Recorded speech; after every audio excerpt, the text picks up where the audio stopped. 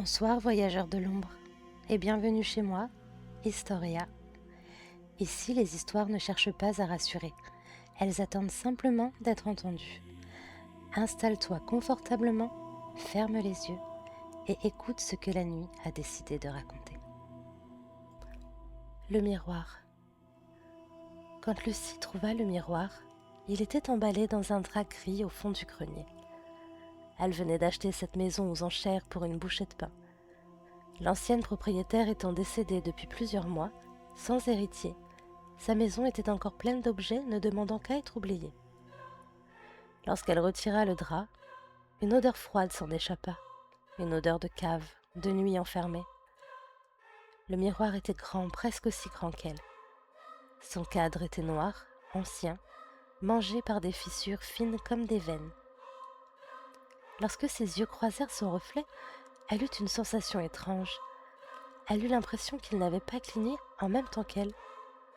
Peut-être une demi-seconde trop tard. Sûrement la fatigue du déménagement, pensa-t-elle. Fascinée par la beauté de cet objet, elle décida de le descendre et de l'installer dans le salon. Elle se fraya un chemin au milieu des cartons et le déposa contre le mur face au canapé, où elle finit par s'écrouler. Cette journée l'avait épuisée. Au beau milieu de la nuit, elle fut réveillée par un bruit léger mais constant, comme un frottement, comme des ongles sur du verre. En s'approchant de la source du bruit, elle se rendit compte que cela provenait du miroir, comme si un insecte était bloqué à l'intérieur. Elle posa alors sa main sur la surface. Le verre était chaud, comme s'il était vivant. Sous ses doigts, le miroir vibrait légèrement. Elle pouvait sentir une pulsation douce, régulière. Elle fixait sa main depuis plusieurs secondes, concentrée sur chaque détail qu'elle pouvait ressentir lorsque la pulsation devint plus forte, plus profonde, comme un cœur qui battait derrière la vitre. Soudain, elle entendit chuchoter très distinctement les mots « Regarde-moi ». Elle leva la tête et vit son reflet lui sourire. Surprise, elle recula et tomba en arrière. Elle se réveilla alors en sursaut, la gorge sèche, la respiration haletante. Son cœur battait si fort qu'elle pouvait l'entendre pulser dans ses oreilles.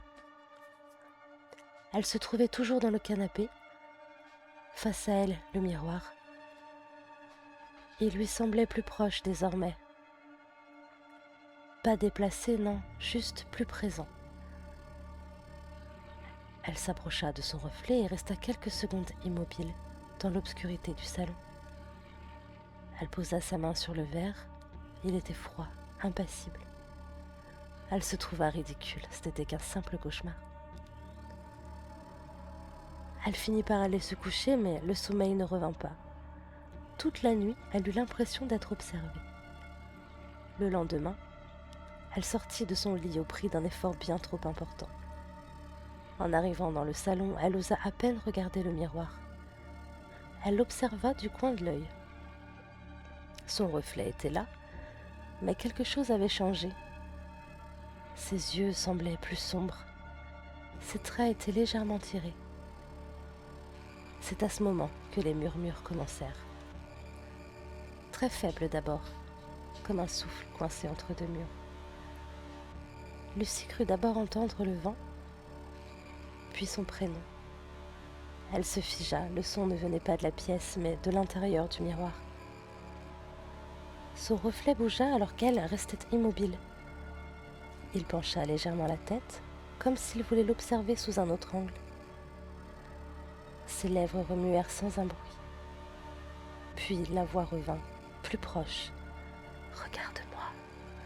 Approche-toi. » Lucie recula d'un pas. Ses jambes tremblaient.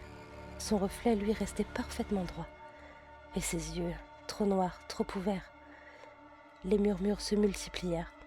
Il n'était plus une voix, mais plusieurs, superposées, désaccordées. Elle porta ses mains à ses oreilles, mais le son venait désormais de l'intérieur de sa tête.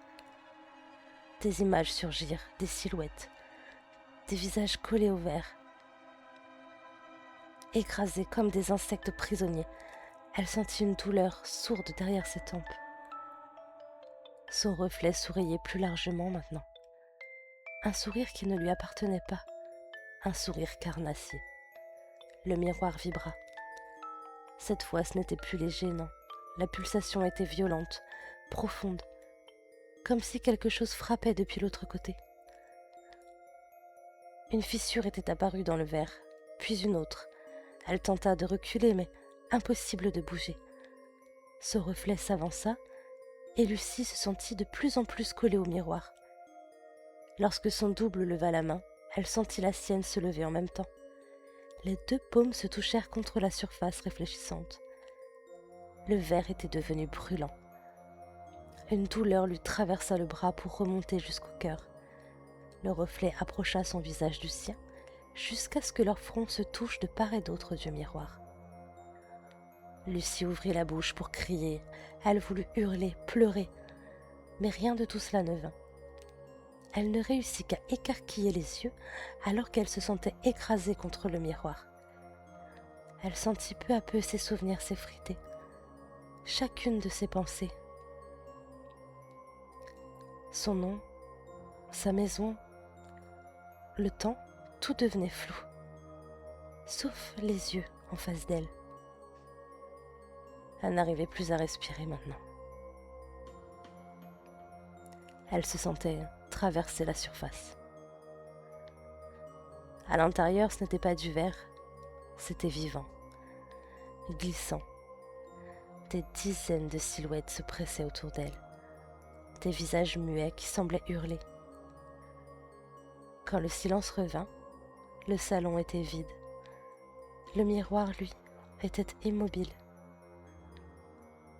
On raconte aujourd'hui que le miroir fut vendu, encore, encore et encore, et que chaque personne qui s'y regarde un peu trop longtemps finit par sentir que son reflet la regarde avant elle.